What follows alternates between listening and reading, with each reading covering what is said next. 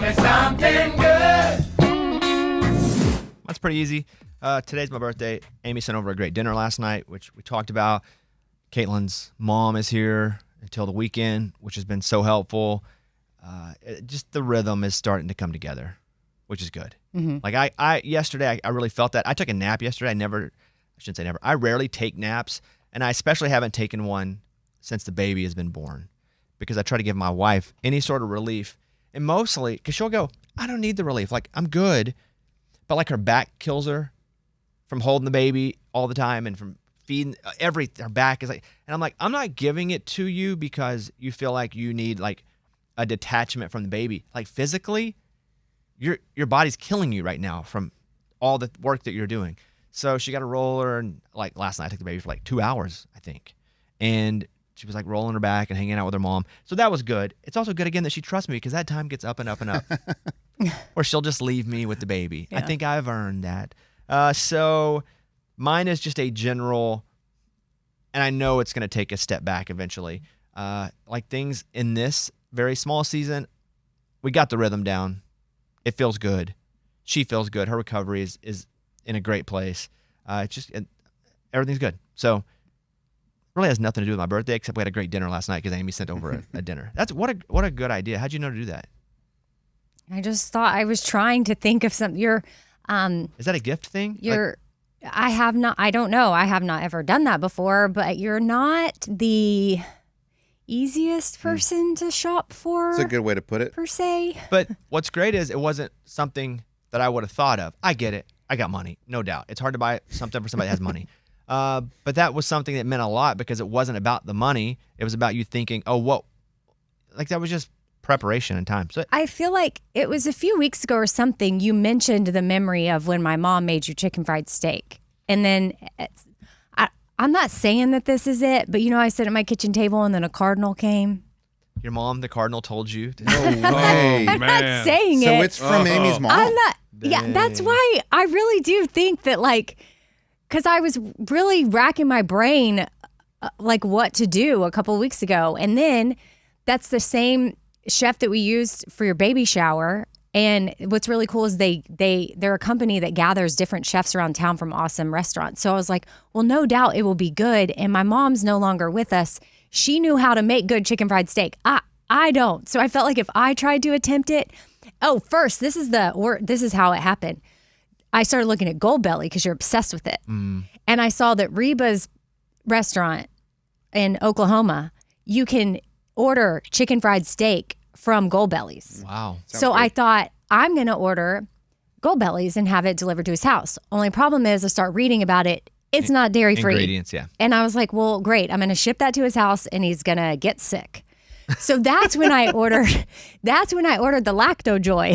The Lacto Joy was for the Reba's chicken fried steak.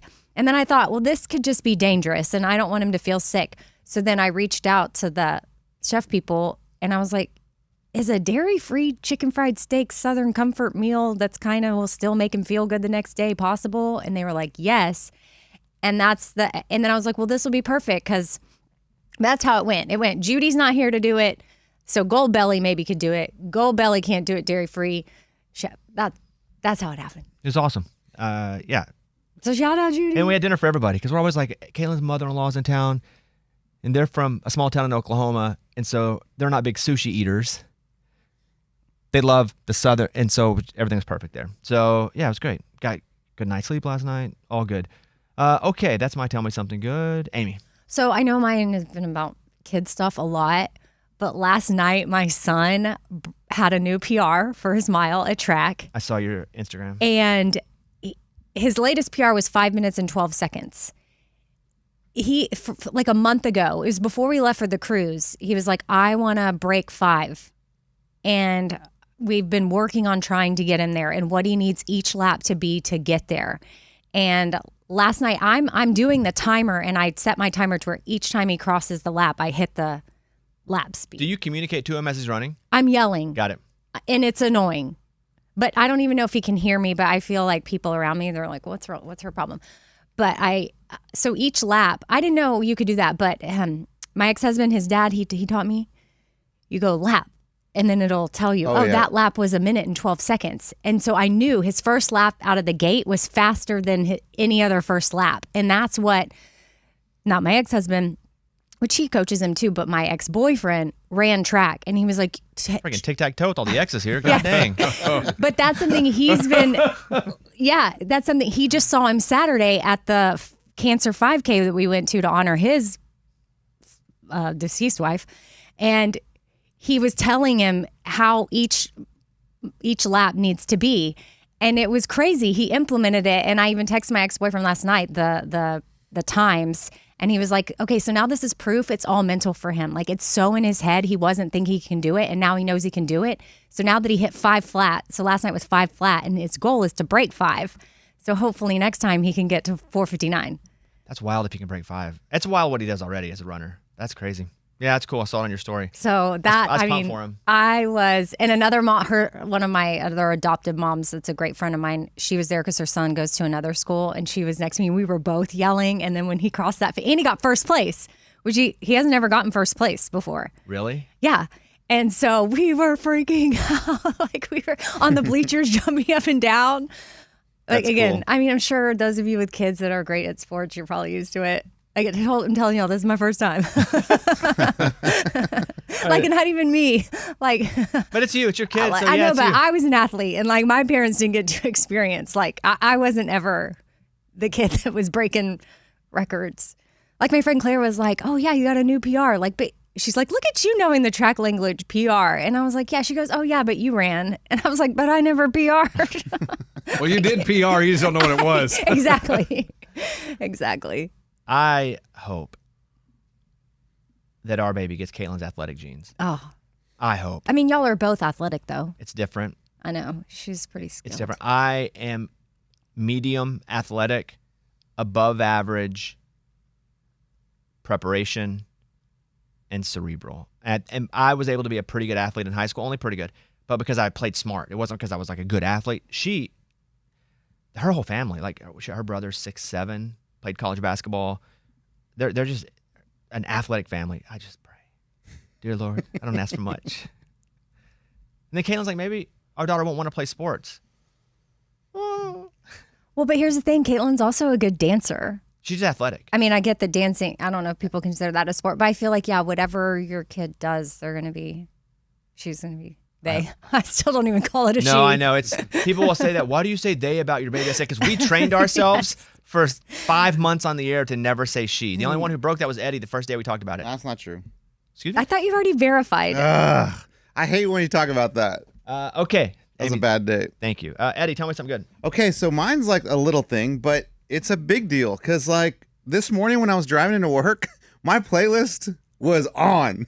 Like, it was jam after jam. And do you remember that song by Sean Mullins? It was called Lullaby. Oh, yeah, Rockabye. Everything. Dude, that came on. It's gonna be it may be called Lullaby, but he goes Rockabye. Yes. Yeah. And I hadn't heard it. I didn't even know it was on my list of songs. That's a good But it one. popped up, and it just like, and then Willie Nelson came on after that. Wonderwall, Space Hog. Like, it was just on today. And I felt like, I don't know, it's not always like that. So I said, you know what? This is going to be my Tell Me Something Good because this made me feel good to start my day like this. I was playlisting last night because I was listening to chill 90s alt rock with the baby. And so I had a good night too with playlist. Good. Because she gets enough 90s country because Caitlin will play that and enough baby songs. She doesn't get enough 90s alt. And so I was looking at it now because I just did a generic, like, make a list. Let's see. Don't Look Back in Anger, Oasis. Yes. Better Man, Pearl Jam. Okay. Everybody Hurts, R.E.M., Bittersweet Symphony, The Verve, Walk on the Ocean, Toad the Wet Sprocket, Nothing Man, Pearl Jam, Blessed Union of Souls, I Believe, Matchbox 20. It is on too. That's awesome. Maybe it's just like the Earth's giving us good playlists. Maybe. They figured it out. Like, we need it. Yeah. Morgan, or Lunchbox. Morgan, are you ready every day? I just go to you and you weren't. I'm going to come to you. Just be ready almost every day. Yeah, I just keep my mic off because I type a lot. Okay. So. Lunchbox, you go first. Yeah, last night I got to take a trip back to childhood because we used to have these cups, these plastic cups. They were looked like little mugs that we would drink out of. And my parents, I guess, found the exact same ones online and ordered them for my kids. So a package came to the house and my kids opened them up and they're like, oh, it's just a cup. But to me, it was like, oh my gosh, it's my childhood. Those are the exact kind of cups we would drink from. So it's pretty cool that my parents were able to find them, send them to my kids. My kids don't care. But for me, it was pretty cool. Do you guys ever buy your kids stuff and they're more focused on like the box or the packaging than All the time. the price? The little babies, yeah, they do All that. the time. Yeah. Like when my kids were young, we would buy them all these toys, and then they'd Yes. play with a toilet paper roll. I'm like, okay, well, I guess So waste of money. what is your advice then for me? Don't buy a lot of toys because they really don't play. And then you'll buy a bunch, but there's one that they stick to, and then everything else is just kind of just sits there. It's just for you because you got to give them a gift, Yeah. even though they don't use the gift. Yeah, it's just a waste of money. Morgan, what do you have? Well, I'm really excited because obviously Paradise is over now, but I had 2 other shows that are back with new seasons, and I'm so stoked. What's back? Daredevil is back on Disney Plus. Is it? Have you watched an episode? Yes. Is it gritty? It's about the same as the Okay, first good. season, yeah. Mike and I were talking about that. We were hoping, and the Punisher's coming back too, right? Yeah, it's like Yeah. a special. Yeah, we're hoping that the Disney keeps it as gritty as it was on Netflix. Yeah, I mean, the first episode was still as intense as the first season, so I think so. And then For All Mankind on Apple TV Plus. I never got into that. And I watched it a long time ago. It's space race, right? Yeah, it's like basically the Russians beat us instead is kind of the plot that it takes. I don't like that. Well, then you'd hate Man in High Castle. Yeah, that's where the Nazis win. Because the Nazis in Japan won. That's crazy. And did I miss, what was it called? Space, what was it called? For All Mankind. Did I just not watch it good enough? Like, do you really like it? I don't know that I like these latest seasons as much as I really liked 1 and 2. But I also really enjoy space stuff. I think I watched the entire first season of that show and never got back into it. You know what show I wish they would do again is the serial killer show. Mindhunter. They stopped that because COVID shut down production and they had to cancel the show. That was a good show. That was crazy. I heard that the actors from Paradise was also in that, but I never put 2 and 2 together. The guy who plays Gary, the postman in Paradise. Oh. Let's see. Jonathan. Oh, yeah. Cameron Britton. He does. He plays the killer. He plays Ed Kemper. Yeah. Uh-huh. Oh, wow. I stumbled upon his Instagram and he was like, "You guys hated me before." And they were talking about Mindhunter, and I was looking at his page and I was like, "Mindhunter, who was he?" And then sure enough, he was a serial killer. Did you watch Mindhunter? Yes, I did. And I always think about those shows and wonder, hopefully it doesn't give anybody any ideas. I think if you're gonna kill, you're gonna kill. I don't think you're sitting on the edge and you flip on Netflix and you're like, huh, that's a sign. I should go know. murder. That's what I think about when I watch, any of these shows. Not Snapped, because that's you snap. Something just happens. There's no premeditation, really. But, man, I do worry about all these other things we have out there, these documentaries and I thought that crazy too. stories, even husbands plotting to kill their wives or vice versa. And then it's someone's married unhappily, and they're like, okay, this is what I'm going to do. You know how people when they feel like they're not alone in something, they're like, it's kind of okay. Yeah. You know? And I feel like if a killer's listening to these true crime things, they're like, wow, someone else thought that too? That's kind of cool. Well, what I would say is this is just a repeat on when video games came out and parents were like, oh, it's making people murder because kids are playing video games. There's murdering in video games. They're murdering people. Oh, I'm not one of those people, but No, I'm just saying it's basically the same thing. oh, it is okay. I would, yeah, it's media affecting you to do something that you normally wouldn't do. Man, unless you're just in a really bad place, it's not going to do that. We consume all this stuff. Did you ever want to kill anybody or eat anybody? No. No, but if you're kind of close to that, maybe that could. I don't think there's been proof that that's happened Really? on a large scale. They used to do it with music before video games. That's true. Marilyn Manson, he'd make people kill because the songs were bad. Metallica, the So- West Memphis 3. My point is, this has been something happening through generations. You're not crazy for feeling this way because every generation of adult has felt this way. But I do think it's a repeat of what generations before us have been dealing with. Dang, we're there now. We're there now. Yeah, we're there now. You know, we're watching a little bit, and I didn't spend a lot of time actually consuming it because it doesn't interest me, but Caitlin and her mom were into it. There's a new Chip and Joanna show, maybe on Hulu, where they're building a castle or lake house or something. It is a castle, but it's in Texas. They're building it or renovating it. That part I didn't catch. But it's pretty interesting for a minute. I also have a friend who I didn't know this was in Chip's wedding, and Chip was in his wedding. I'm going to tell you who. Really? Yeah. It's called Fixer Upper the Castle. is an 8-episode. I guess that's not new. Yeah, Maybe- fixer. renovator. Maybe they just put it on a new platform. But they renovate the historic 100-year-old Cottonland Castle in Waco, Texas. But we watched some of that yesterday, and I don't have Magnolia Network as a standalone. I would think that's on Hulu or something. But they were into it. That castle looked pretty cool. Yeah, sometimes those shows are really good. Like they always have on like It's on Hulu. what do you call that? Home and garden or whatever. Home Network? Is it HGTV? HGTV? Yeah, they have that on at the gym sometimes when I'm on the elliptical. Like I didn't know that one of the New Kids on the Block guys, he did that. Here's the show. Yeah. Let me see which one. Joey? No. Okay. Jonathan? Yes, Jonathan. I believe Yeah, he has. Jonathan Knight. You're Yeah, right. That's him. Jonathan Knight's Love Story Farmhouse Fixer. I didn't know that. He was up there like they're renovating something, and I'm like, gosh, that guy looks really familiar. Rocked up. I don't know. He does have a show. Yeah. Him and his brother were both in New Kids. Yeah. Jonathan and Joey. Jordan. Ah, dang, so close. But then was there a Joey? Joey. Okay. Joey was the youngest. Please don't go, girl. Yeah. New Kids on the Block members and brothers Jonathan and Jordan Knight are starring in season 6 of HGTV's Rock the Block. There we go. I saw that Jesse and Eric Decker's show is coming back. Unless it was an April Fool's. It could have been an April Fool's.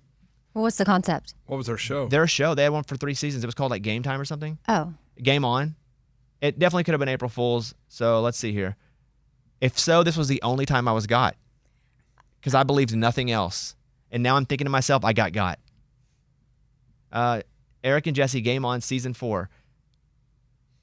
Why would they post that on April Fool's though? Morgan, is that the If graphic? it was real. It's the graphic. It says Disney but- Plus and Hulu premieres 6/12/26. Will you see if that's real? Because that'd be a good Should one. I text Eric and be like, dude, was that yes. a joke? Yes. I bet Morgan can figure it out. I think it was a joke. Okay, that's the only one I got by. Oh. Pretty good. Kentucky football tried to put out a thing, we're going blue with the field. And I was like, that's not true. There's no way. That's not true. Boise State was like, we're going to sue you. They were being funny. Did you get got yesterday at all? No, Stevenson just said he forgot his running spikes and we're driving and he was like, nah, April Fools. Because I don't know. Did I tell you how last week he did forget them? And Yes. that was the You whole had to thing. give him a and lecture. Yeah. Yeah. So it was kind of cute that he circled back to that. Based on social media activity from April 1st, 2026, regarding season 4 of Eric and Jesse's Game On is an April Fool's Day joke. Okay, that's the one that got me. I had one I was going to do, but then I thought better of it.